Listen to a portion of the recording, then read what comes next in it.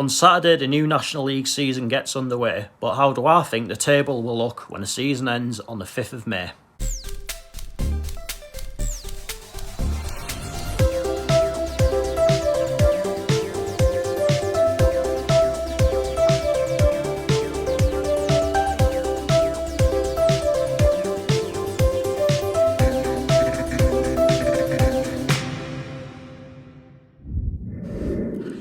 Yes, hello everyone and welcome to my prediction for the 2024 to 2025 National League season. As you'd expect, I'm going to be running through every single team in this league and where I think they're going to finish. As usual with these sorts of predictions, I'll be somewhere, I'll be maybe not a million miles off, but somewhere I'm pretty laughably wrong, but nevertheless I guess there's no sort of harm in having a go. So we're going to run from bottom to top and let's go underway. And finishing rock bottom this season, unfortunately, I do think it is going to be newly promoted Tamworth.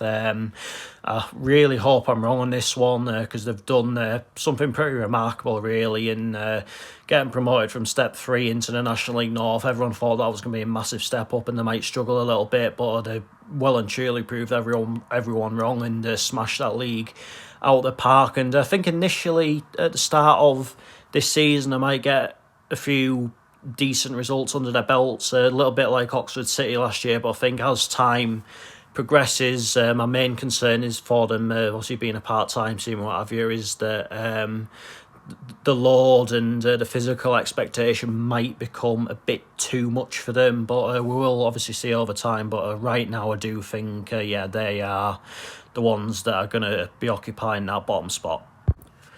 And second bottom in 23rd place, again a team that I don't really want to go down, but I have unfortunately gone for Wealdstone, a team that and a club potentially that have been punching above the weight for a few years now. They're a really nice setup, really nice people and what have you, but again I think being like part-time or maybe even hybrid or whatever at this level, I think it is becoming more and more difficult by the year, and I do unfortunately for them think this will be the year that they go down again. I hope I'm wrong, but I think it could be a tough year for Wealdstone, who were nearly went down last year but managed to keep their heads above water, but sadly this time I don't think that's going to be the case.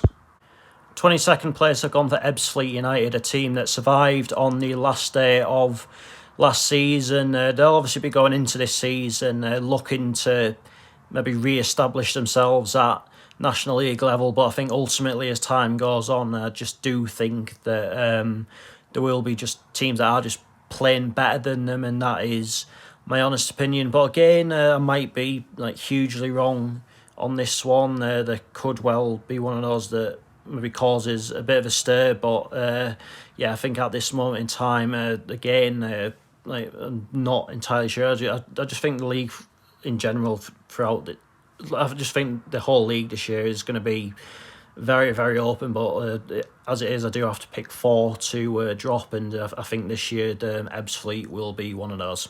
In 21st place, it is another newly promoted side in Boston United. Really got some momentum together at the back end of last season and managed to sneak into the playoffs on the final day, then went on and won them. They're potentially carrying a bit of momentum into the league, but then again last year so were Kidderminster, and it is a monumental step up these days between the National League North and the National League South into the National League, and I think they'll give it a good go.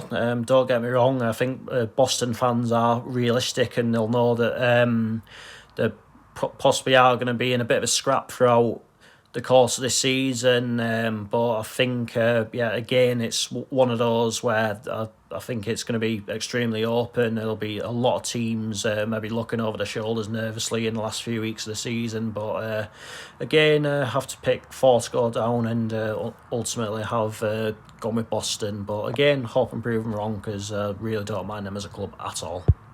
In 20th place, just about keeping heads above water, I've gone for yet another newly promoted side in the form of Braintree Town. Now, a lot's been made about the recruitment at Braintree this summer. I think the recruitment drive has been impressive, and you've got a tippy hat to them for that. But I think with like no disrespect to the players they've signed, but they do appear to have a bit of an aging squad. So I think it's probably going to be one of those where the players they've got there is a lot of experience in there, but I think a lot of things considered, I think it is probably going to be just enough to keep them up, but nothing beyond that really. But yeah, I think as well, obviously it's is it the first taste of management in the National League? Angelo Harrop's got. I'm not entirely sure on that one, but I think maybe tactically he's going to get found out a couple of times. But all as the season goes on, I think there is the experience within that team to just about keep themselves up. In 19th place is a club that sounds like you've got one or two financial concerns at the minute, and it is Woking. Now, season before last, they were in the playoffs. A couple of people's tips to maybe even gone and won those playoffs, but it wasn't to be in the end. And last season, they really fell off a little bit, really, didn't they? And were obviously going into the final game of the season, not safe, but managed to keep themselves up. And I think this season, if I'm honest, once again, is going to be a struggle, but not to the extent where like they are going to get relegated or anything like that. I think as a club, they've got they've got an experience of just about everything: relegation scraps, promotion battles. But I think a bit of a factor in me putting them so low is this whole financial thing. I think we need to know maybe a bit more about it. By all accounts, a lot of Woking fans are saying they've recruited reasonably well so far, but I think obviously like they need to prove themselves. So I think that's kind of why I've put them in 19th. 18th place have gone for Dagenham and Redbridge. The predictions for Dagenham that I've seen from other people this year seem to vary from being in and around the playoffs to maybe struggling at the wrong end of the table. But I think for a good few years now they've been kind of mid-table mediocrity, never really gone on to properly challenge for promotion, but never really had any relegation concerns. I think what this might be is they might get into the last few weeks of the season, not in any severe relegation worries, but maybe looking over their shoulders a little bit uncomfortably. But as the season goes on, I think they'll more than get the results they need to be able to do what they need to do. But again, I think Daggers fans are in for a season that's maybe nothing too special, to be honest. 17th place have gone for Maidenhead United, and it sounds like it's going to be exciting times for Maidenhead fans. Obviously, that Max Kilman transfer in the summer, I think from West Ham to Wolves or something like that, and they did receive a pretty healthy sell-on fee for that. So it'll be interesting to see what they do with that. Will they put it towards the ground? Will they put it towards a playing squad? They are still part-time, I believe, which is a factor in me putting them relatively low in the table. But Alan Devonshire will do what Alan Devonshire always does. It might look for a time as though they could be going down, but they'll just, I think over the season, they'll maybe get a few smash and grab results as they usually do, and then maybe towards the end of the season put a run together that'll make it look reasonably comfortable in the end. But again, I think I don't think they're going to go down. I always seem to tip them to go down, but this year I haven't. Will that now I've done that, I probably will go down, but at this moment in time I really can't see it. 16th place, AFC Fylde, similar to last year. Mostly last year was their first year in the National League, but I'm just not really that convinced as of now that they've really got the personnel in the squad to really sort of kick on much further at this moment in time. And again, I might be wrong, but I think all in all, they won't have any severe worries about relegation. But again, I just don't really think there's enough there to properly challenge towards the top half. But all in all, they'll be maybe fairly comfortable in the sort of lower end of mid-table. 15th place, Eastleigh, similar to Fylde really. Will do what they need to do and get the necessary results over the course of the season to be fairly comfortable in the end from any relegation worries, but probably not got quite enough to challenge at the top end of the table. In my honest opinion, again, I might be wrong on that one, but I just think that again it's probably going to be quite another dull season for Eastleigh fans, but they're, I think, probably one of, if not the longest serving club in the National League now, aren't they? So, no, actually, that's why I think Aldershot are actually. Again, I think nothing to worry about at the wrong end, but at this moment in time, can't really see them doing too much at the top end either. 14th place promoted Yeovil Town now. I think last season in the national they had a National League squad in the National League South essentially, so it's a little surprised that they won that division as comfortably as they did, and I think they'll have learned from mistakes from last time they were in the division, but I think it is going to be maybe a bit of a drawn out process, and I think 14th, I think that's reasonable for them this year. I think Yeovil fans would take that, might sort of push on and be maybe not a million miles off of a place in the top half, but I think as of now, I think that's probably about right based on the squad they've got, based on the manager, and then maybe over the next couple of years or so you might see them kick on and potentially push towards finishing in the top half. 13th place, Aldershot Town. Went into the last game of last season, still in with a shout of a playoff spot, but obviously they've lost Stokes this summer, they've lost Hollage, so they've got some big names to replace, and I think one thing that was really crippling for them last year is they just conceded far too many goals, and even during that playoff hunt that they're in, you always felt as though that was never going to be sustainable for them, and it would eventually catch up with them.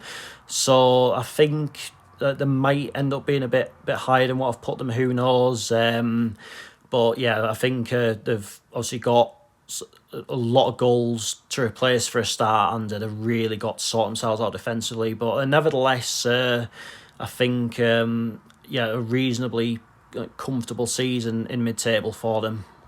12th place, FC Halifax Town. Halifax are like a Premier Inn or a Travel Lodge, really, aren't they?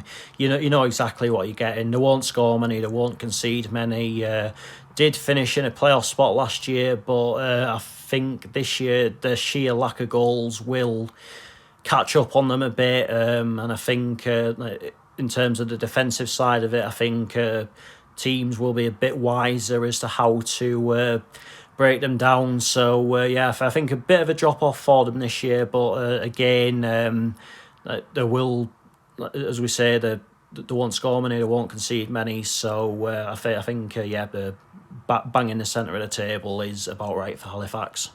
11th place, York City. Obviously survived on the last day of last season. It was a pretty narrow survival, which I think they'd have to go down as one of the most underperforming sides of last season, given the players that they did bring in, the size of their squad, pre-season expectations and what have you. But I think, by the looks of it on social media, I think Ugler's starting to learn to tone down his antics a little bit. I think he has got to back and show, because I do think there is potentially a long-term plan there. I think it is probably a year too soon for them to get in the playoffs.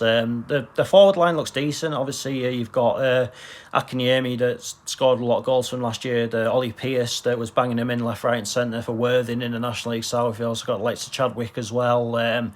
But I do still have one or two questions about them defensively, and I think that could be what lets them down over the course of the season. But I think based on their last couple of years sort of battling against relegation and staying up on the last day, I think York fans would happily take an 11th place finish, and I think maybe next season that's when you might see them start to sort of cream rise to the top a little bit there. But again, probably a year too soon for that, in my opinion. 10th place, I've gone for Hartlepool United. Recruited a couple of decent players. I think likes of Jack Hunter should maybe sort out the midfield a little bit. Adam Campbell arrived from Crawley Town, which I think was an impressive piece of business. But I think as well. You look at like their potential forward line, Diasarue, Campbell and Mancini. That is potentially one of the best forward lines in the league, but I just worry a little bit that obviously Mancini's fitness and what have you, and Campbell, like, for all he is a good striker, he's not the sort to get you 20 odd goals a season. So I think Diasarue, he knows where the net is, but I do think he needs a service as well. So if they can keep Mancini fit and like use Adam Campbell properly, if that makes sense, and they could maybe get in the playoffs, but I do have them down to maybe miss out by, I don't know, maybe sort of 6 to 9 points in the end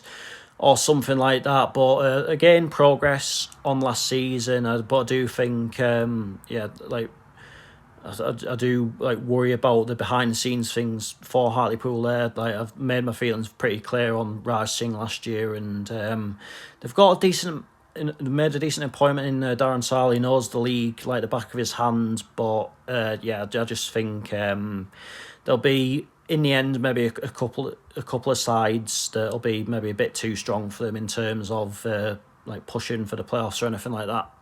9th place, I've gone for Rochdale. Again, progress on last year, but I do think it maybe is a bit of a rebuilding process going on there. I think Jimmy McNulty, he has done a very good job, I think, under the circumstances that he has been put under. But again, a bit like Hartlepool, I just think over the course of the season there will be a couple of teams maybe just a little bit better than them in terms of pursuing a playoff spot. But I think Rochdale fans will be maybe happy with progression on last season. Again, I think that there could be another one where it might not sort of work out for them this season, but next season could really kick on again from there. By the looks of it, they've had a pretty impressive pre-season. Like, it's pulled off some decent results, I think, against Carlisle and against Salford. But pre-season doesn't really count for much in the end now, does it? And we'll obviously find out for sure where teams are on Saturday. But I think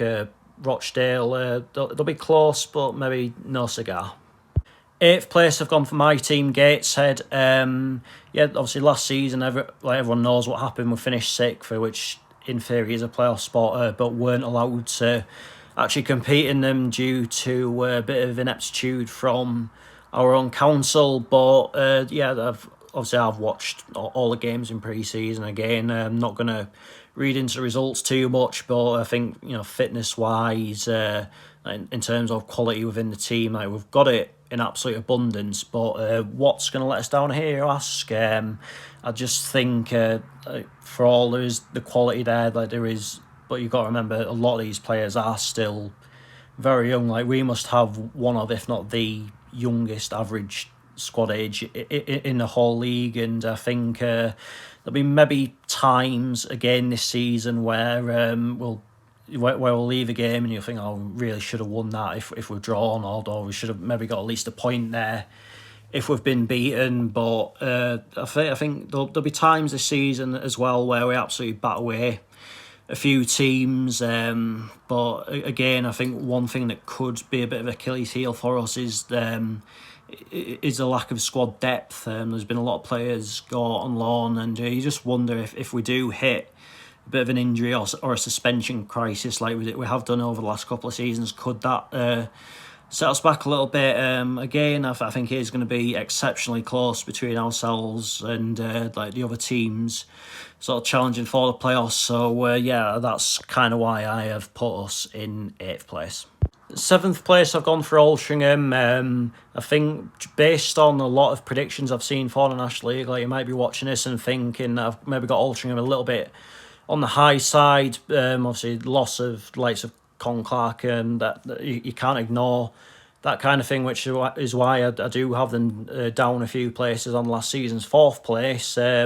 But I really do rate Phil Parkinson as a manager. I'm shocked that he hasn't taken a Football League job yet. He must have surely had offers. But Altrincham plays some of the best football in the league, and I think again, if need be, like Parkinson will recruit throughout the course of the season, and I think he'll do it quite well. So I think their experience of last season getting in the playoffs, I think, will help them this time around. And I do think it'll be close between obviously them, Gateshead, Rochdale, Hartlepool, the teams above, which I'll mention in a second. But I do think they'll just about nab that last playoff spot.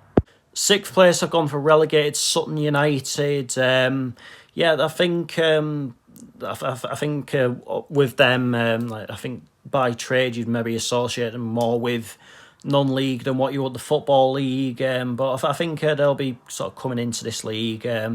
Maybe I don't think they'll have enough to win the playoffs, despite the fact I do think they'll be in them. But I think Sutton fans would happily take a sixth place finish in the National League, and I do think they've got the quality to do that. And I think it is just about maybe sort of consolidating once again, re-establishing themselves. They had a really, really poor season last year in League Two and went down with a bit of a whimper, really, didn't they? But I think this time around they've got the quality and the personnel within the squad to secure a playoff spot. But I don't think they'll win them. But as we say, a decent enough season in the circumstances.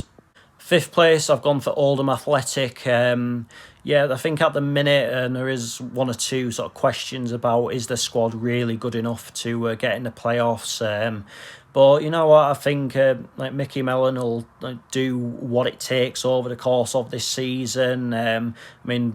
Don't get me wrong, there's going to be a huge amount of pressure on him to perform, but I think now that he's had a summer just to go over things and what have you, I think they'll be alright this season. I think they will get in the playoffs. Whether they'll have enough to win the playoffs does remain to be seen. I think they'll maybe sort of put a couple of disappointing first two seasons in this league behind them and push on into the playoffs. Fourth place, I've gone for Southend United.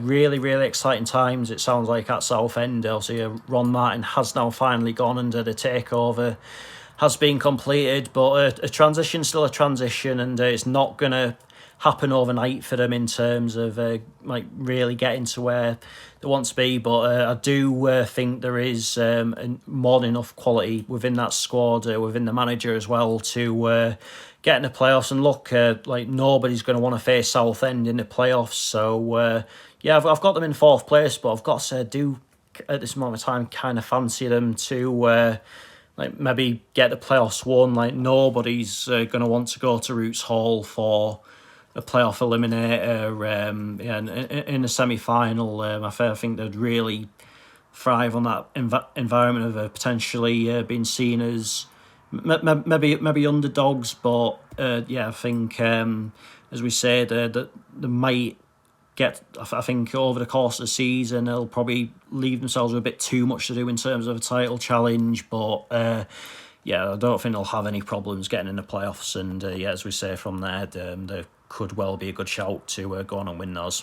Third place, I've gone for Solihull Moors, a club that are holding in the hurt a little bit, really, aren't they? Obviously lost out on penalties in the playoffs, lost out on penalties in the FA Trophy final.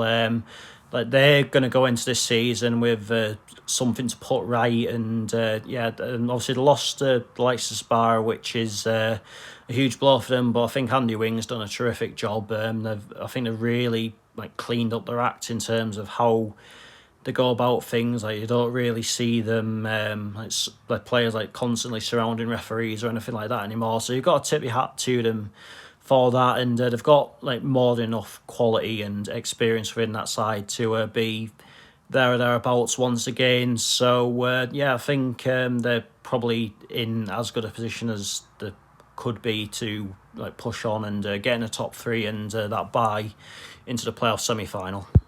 Second place, I've gone for Forest Green Rovers. I think it kind of says it all. They've got Steve Cottrell as manager, who vastly experienced in the Football League. I know the National League is a bit of a different ball game, and I think that it might be what costs them in the end. They're signing players that could so easily get get contracts in League Two or League One. It's been a bit of a disappointing couple of years for them. Obviously, back-to-back relegations will hurt Dale Vince a lot, but I think they'll be like sort of going out there this season with a real like point to prove. They'll want to stop the slide a little bit, and I think they'll be in a title race for like the duration of the season with a team they've probably guessed by now, but I think they'll not quite do it, but they will like have enough to finish second, but will it be enough for them to win the playoffs? And in first place, and this season's National League champions, I reckon, will be Barnet. I think, the recruitment over the course of this summer, I think where they are right now in terms of how long Dean Brennan's been there, a couple of playoff heartaches, I think they are just really well set for it this year, and they'll not be messing about. I think they'll go into the first game on Saturday just looking to really hit the ground running. I think they're going to make the Hive an extremely difficult place to go. I think they'll obviously get the necessary results on the road as well. So, I think to be honest with you, I think it's kind of maybe now or never for Barnet. I think if they don't make the most of it this year, then I think they could be in this league for a very, very long time, I'm not going to lie. So I think they've got to strike while the iron's hot, and I think they will do that. I think they'll have learned from maybe mistakes that cost them over the last couple of seasons, and I think they'll go on and win the league this year. But that is my prediction for the 24-25 season. Some of you might agree with, some of you might massively disagree with, but it is just my opinion. Don't hate me too much for it. But that is that for this video, and I'll be back tomorrow night, and we are recompleting the Northern League at long last, and we're heading to Washington versus Jarrow FC. It is also a early season bottom v top kind of clash, so can the odds be overturned a little bit? Check back tomorrow to find out, but until then, take care, cheers for watching, see you later.